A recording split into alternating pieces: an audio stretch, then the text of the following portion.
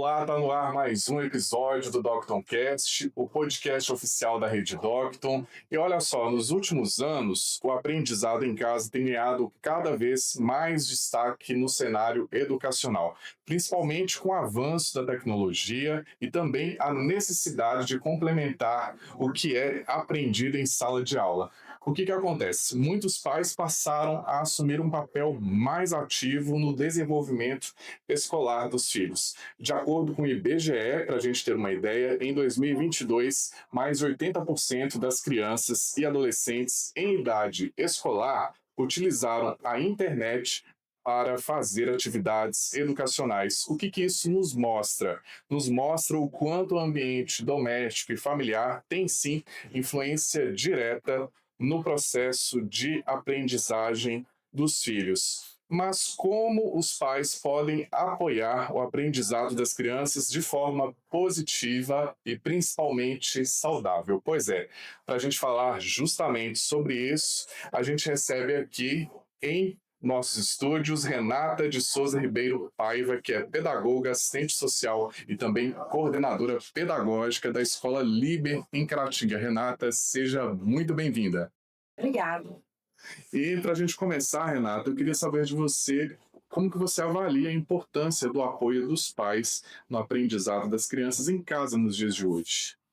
Bom, na verdade, esse apoio ele é fundamental, né? A família ele tem um papel ímpar no processo de aprendizagem das crianças, né? O processo de aprendizagem ele é um processo contínuo. Então, ele inicia-se na escola, né? E ele vai ter aí a sua parte também na casa. Então, o papel dos pais nesse processo, ele é fundamental para que a criança alcance os seus objetivos, as suas habilidades e competências. E como eu comentei no início aqui, a internet tem sido cada vez mais utilizada para atividades educacionais, não é isso? Principalmente em casa. E é importante que os pais prestem esse apoio. Quando a gente fala da tecnologia, né, no processo de educação, nós temos aí a tecnologia, ela tem o lado bom e ela tem o lado ruim. Então, hoje, enquanto escola, o que a gente vê? Infelizmente, até pela sociedade no qual nós vivemos, os pais hoje não têm muito tempo em casa.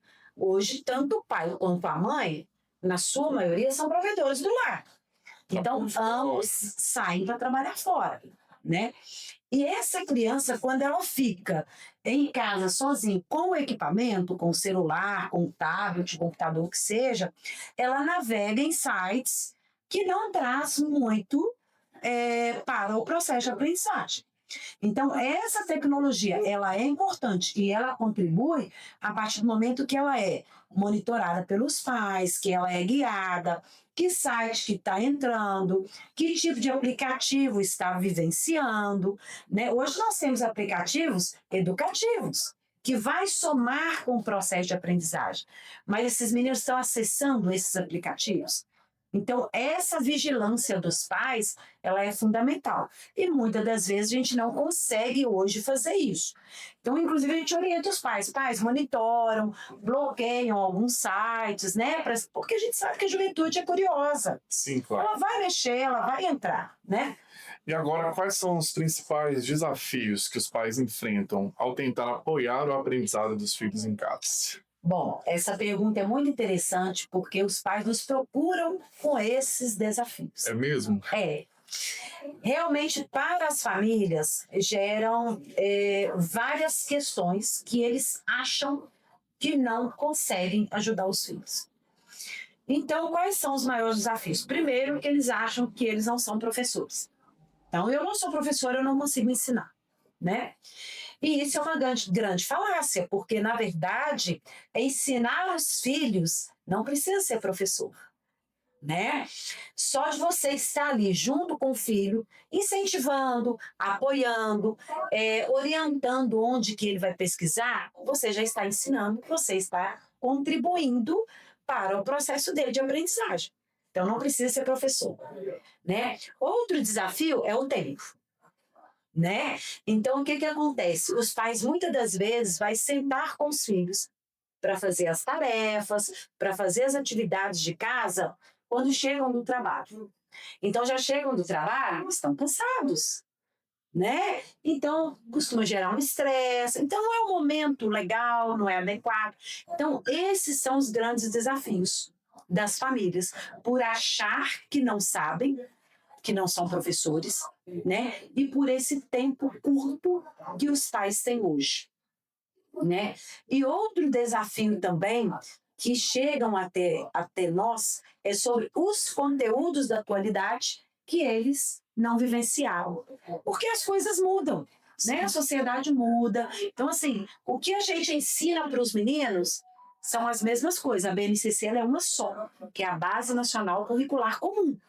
Certo? Então, o conteúdo é o mesmo, mas a forma de ensinar é completamente diferente. Porque a criança de hoje não é a mesma de 20, 30 anos atrás. Ou seja, a didática muda. Muda tudo. Né? A própria tecnologia aí faz com que você mude a sua forma de ministrar aula. Hoje o professor, se ele vai dar aula, ele vai ensinar fração, é diferente. Antigamente você ia lá para o quadro, estou dando um exemplo, colocava lá o quadradinho, cortava ele, coloria, não é não?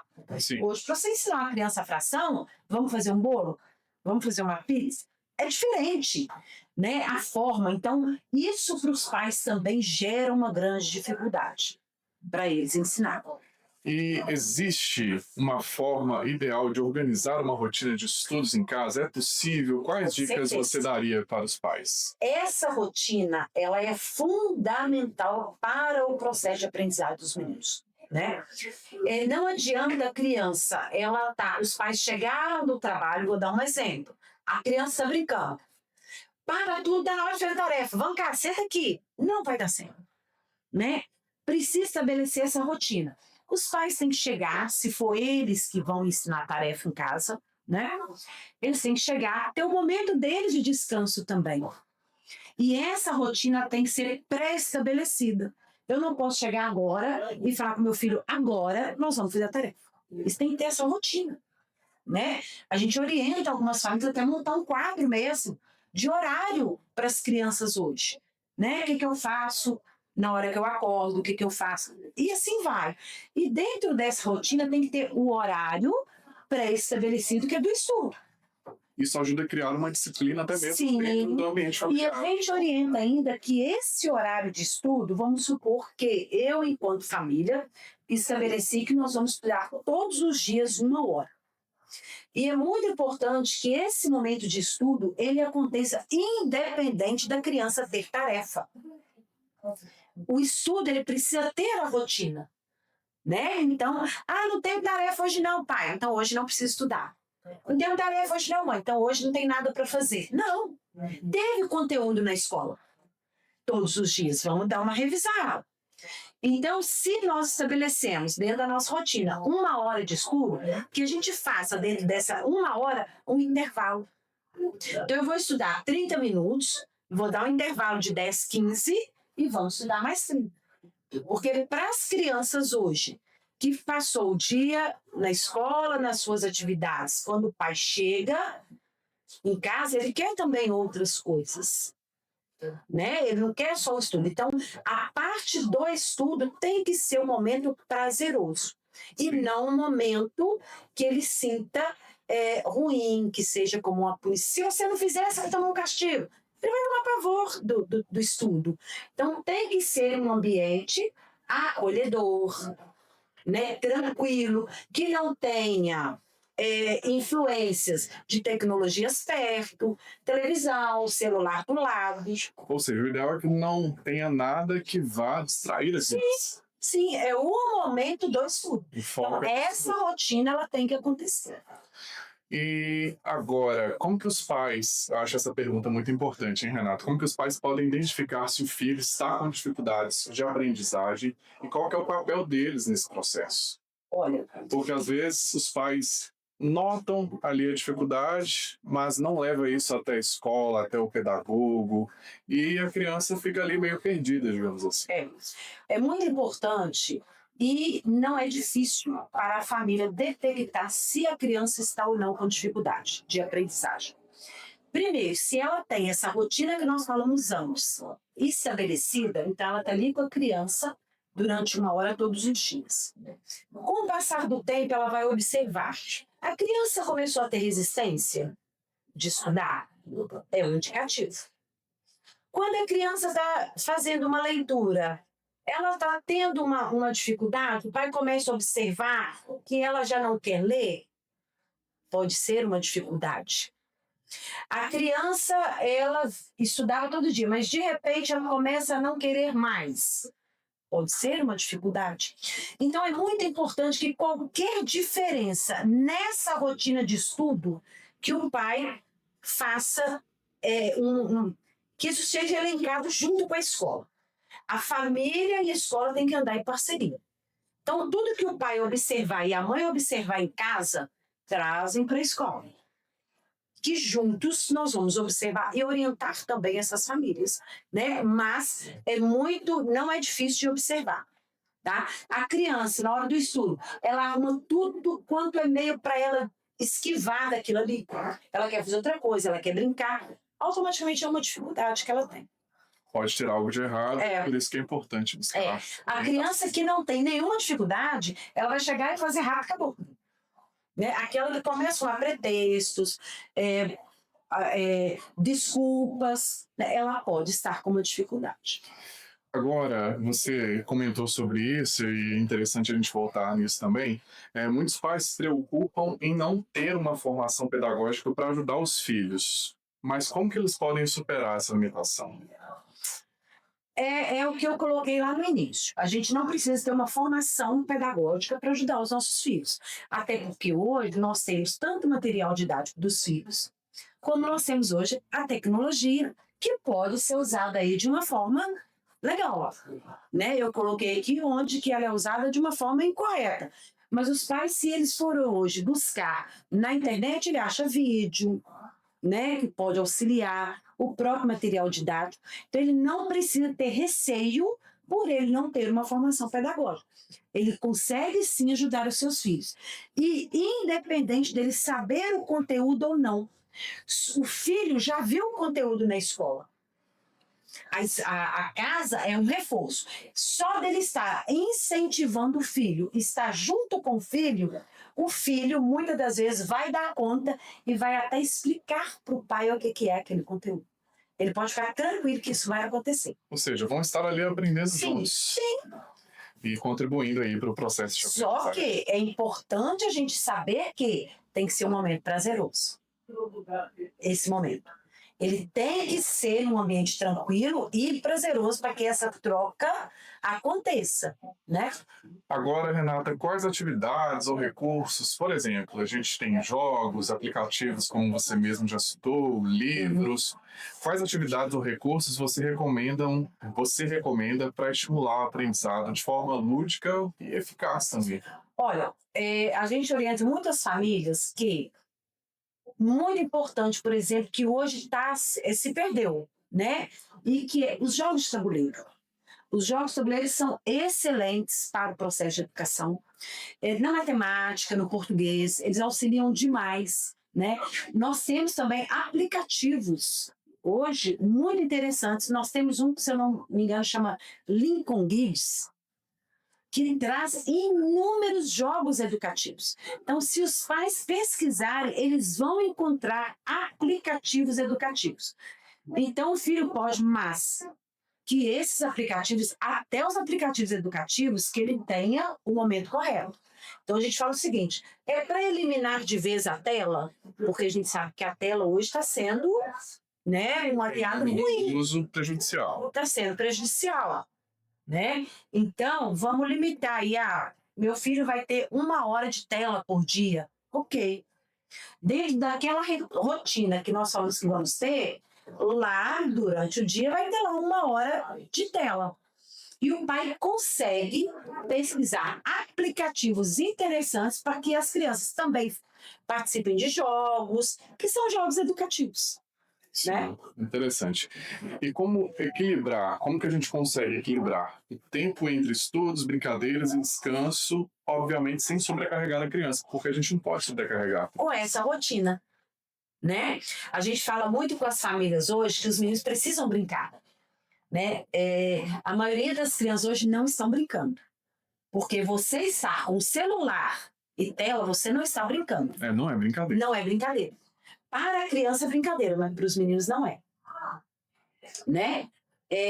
Aliás, o contrário, para a criança estar com o celular, ela está brincando, mas não é brincadeira, né? Quando a gente vê hoje que foi, né, a lei não permite o celular da escola, nós estamos vendo isso no horário do recreio. Porque antes, o recreio na escola estava sendo assim. Todo mundo com a cabeça baixa de celular. Você não via mais os meninos interagindo, você não via mais. Hoje você passa no recreio, você está vendo Uno, você está vendo Ludo, você está vendo aquele encaixe que desmonta, né? Tabuleiros. E hoje os alunos passam na sala e perguntam: "Tia, podemos pegar os jogos?" Né? Então, esse brincar ele é importante. Então, ele precisa estar dentro da rotina. Inclusive, as aulas extras, a gente orienta as famílias pelo número de aula extra que os meninos estão fazendo, que eles precisam brincar.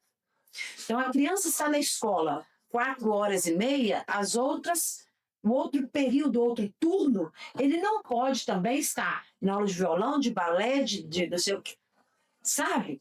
Ele tem que estar, sim, nessas aulas que são importantes, mas ele tem que ter nem que seja 1 hora por dia para brincar, né? Mas com jogos, com brincadeiras, e que inclusive as famílias podem participar. Como isso você disse, o ideal é criar até mesmo um quadro de horário para a rotina da criança, para ela saber o que ela vai fazer hoje, amanhã, depois. Isso é importante. Isso ajuda a organizar até mesmo a rotina da própria família. Sim, e isso também serve de aprendizado para a criança, de crescimento para a sua vida até adulta.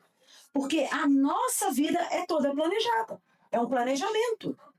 O seu dia, ele é uma rotina que você planeja. Mesmo que nós, adultos, não colocamos no papel, mas nós temos isso internalizado entre a gente. O que eu faço durante o dia? Eu sei o que eu vou fazer. A criança, isso para ela é difícil. Então você começa com ela estabelecendo esse quadro de rotina em casa.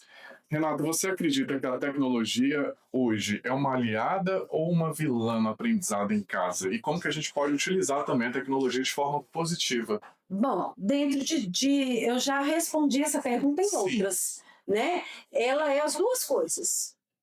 Ela é uma vilã quando ela é utilizada sem que ela tenha um conhecimento dos pais sobre onde que os filhos estão navegando.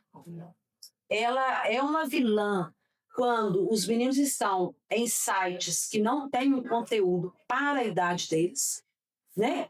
E ela pode ser uma aliada quando ela está dentro desses sites que têm jogos educativos, sites de pesquisa, né, de conteúdo. Então, aí ela passa a ser uma aliada. Então, tudo na vida, não só a tecnologia, é importante, a gente tem que saber dosar, equilibrar as coisas. E agora, como que os pais podem manter uma parceria eficiente, eficaz com a escola, para garantir que o aprendizado em casa complemente o trabalho dos professores? Porque isso é muito importante. Através do diálogo, né? O diálogo, ele é fundamental. Então, pais e escola têm que estar em conexão, né? A gente brinca muito, a gente fala, né, que nós somos uma engrenagem. E essa engrenagem, ela tem que estar azeitada, né? Porque se as famílias e a escola caminhar junto, vai fluir. Agora, se a escola está para cá e a família está para cá, não vai dar certo. Então, a família e a escola é o pilar. Não tem como desassociar esses dois, né? Então, é fundamental a participação da família com a escola através desse diálogo, dessa conversa. Renata, a gente já está caminhando aí para o final do Doctoncast. Eu queria saber qual mensagem você deixaria para os pais que estão nos assistindo e também se esforçando para apoiar a educação dos filhos em casa. Eu deixaria uma mensagem de encorajamento e reconhecimento, sabe? Porque quando a gente fala que dessa vida, assim, nós pais, hoje, não temos mais, que era antigamente, que as nossas mães ficavam em casa. Eu sou mãe, eu estou aqui trabalhando, né? Então, isso, os pais hoje têm que desdobrar, né? Então, eu deixaria uma mensagem de encorajamento, sabe? E de reconhecimento aos pais que acompanham e que são com os filhos. E podem ter a certeza que irão colher belíssimos frutos, porque os filhos nunca irão esquecer daqueles 30 minutos, 1 hora por dia que o pai dedicou a brincar ou estudar com ele. Então, essa é a mensagem que eu deixo, sabe? Parem 1 hora por dia e brinquem com seus filhos. Porque é possível sim. É possível, né? É possível. O dia tem 24 horas. Eu vou tirar uma para brincar com meu filho, para sentar no chão, para brincar, e vou deixar 1 hora para me estudar com ele. E agora, aproveitando a ocasião, a oportunidade, nós estamos aí no período de matrículas, não é isso? Da Escola Liber, e eu queria que você falasse um pouquinho como que é o método de aprendizagem, de ensino da Escola Liber, né? E como que é esse processo também de matrículas. As matrículas da Escola Liber estão abertas, né? É uma escola que tem aí o seu diferencial acolher, né? A gente fala que a nossa missão é cuidar de si, cuidar do outro e cuidar do mundo, né? E a Escola Liber é muito isso, né? Nós temos desde a portaria até o professor, aquele trabalho acolhedor, humanizado. Trabalhamos todos os conceitos, todas as habilidades e competências que todas as escolas trabalham, porque, igual eu disse lá no início da minha entrevista, isso está na BNCC, né? Que é a Base Nacional Curricular Comum. Agora, como trabalhar esses conteúdos, né? Que é o diferencial do projeto pedagógico da Escola Liber, né? A gente leva esses meninos para a prática, não só a teoria em sala de aula. Eu dei o exemplo aqui de trabalhar a fração. A escola não trabalha a fração em sala de aula, ela trabalha a fração lá no Bistrô Liber. Então, nós vamos fazer um bolo, e aí, além de trabalhar a matemática, vamos trabalhar as ciências, vamos trabalhar a química, vamos trabalhar a física, a partir das misturas, né? Dos ingredientes. Então, a Escola Liber tem esse diferencial, e principalmente acolher e cuidar, né? Então, nós estamos também de portas abertas às famílias que quiserem conhecer o nosso projeto, a nossa proposta pedagógica, né? Sem nenhum compromisso, estamos aí à disposição. E é importante lembrar também que agora a Escola Liber tem um ginásio poliesportivo totalmente novo, não é isso? Porque era nosso sonho, né? A escola sempre teve a quadra, né? Hoje nós temos aí um ginásio poliesportivo todo com medidas oficiais, né? Um ginásio encantador, tanto na sua parte física, bonito, né? Mas com toda a sua, como eu disse, oficial do esporte, porque nós acreditamos também, né, que o esporte transforma, né? Ele transforma. O esporte, ele traz. Não é só ir lá e jogar uma bola, né? Ali você está trabalhando relações, conflitos, né? E isso é muito importante. Então, o esporte realmente ele transforma as pessoas, né? Então, a escola está aí com esse ginásio poliesportivo, inclusive aberto para a comunidade participar conosco, venha marcar jogos com a escola, né, com a Liber, nós abrimos para todos participar com a gente, né? A Escola Liber é uma escola da comunidade. Renata, chegamos ao fim do DoctonCast. Desde já eu quero te agradecer pelo convite, aliás, por ter aceitado o nosso convite, vir aqui e compartilhar conhecimento, principalmente para os pais que às vezes têm muitas dúvidas, né? Como ajudar meu filho nas tarefas em casa. Eu acho que você trouxe informações muito valiosas e eu queria te agradecer. Tá, estamos, né, sempre aí à disposição, sempre que precisar. Alguma família também que sentir a necessidade, pode nos procurar para bater um papo, a gente conversa, né? Independente, a Escola Liber é isso, né? A gente atende, inclusive, pais que às vezes ligam, posso conversar com vocês? Pode ser online, às vezes nem é aluno da escola, mas que está com um número de dúvidas, a gente conversa, bate papo, nós estamos à disposição. É isso aí, ficou então o recado da Renata. E para você que nos acompanhou até aqui, muito obrigado pela audiência, pelo carinho. E olha só, se você ainda não é inscrito lá no nosso canal do YouTube, se inscreva lá, ative o sininho para não perder as próximas entrevistas. Lembrando que nós também estamos lá no Spotify. Se você preferir, você pode ir lá no Spotify, já nos segue lá se você ainda não nos segue e acompanhe os episódios, porque todas as quartas-feiras, às 7h30, tem episódio novo lá, viu? Um grande abraço e até o próximo Doctor Cast.